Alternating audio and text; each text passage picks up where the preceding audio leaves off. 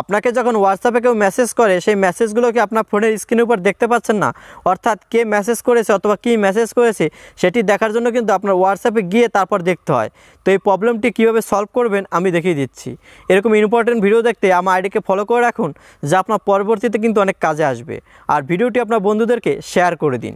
তো চলুন আপনাদের দেখিয়ে দিচ্ছি। দেন আপনাদের ফোন থেকে হোয়াটসঅ্যাপটি ওপেন করবেন। ওপেন করার পর উপর দিকে এই থ্রি ডট চিহ্নটির উপর ক্লিক করবেন।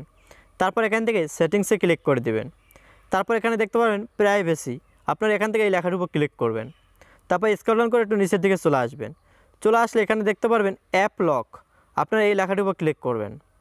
তারপর নিচের দিকে দেখতে পারবেন শো কন্টেন্ট ইন নোটিফিকেশন, আপনারা এখান থেকে এই পারমিশনটি অন করে দিবেন।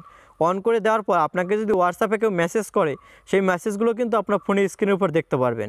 আর এটি যদি আপনি এখান থেকে অফ করে রাখেন, তারপর থেকে যদি আপনাকে কেউ হোয়াটসঅ্যাপে মেসেজ করে সেই মেসেজগুলো কিন্তু আপনার ফোনের স্ক্রিনের উপর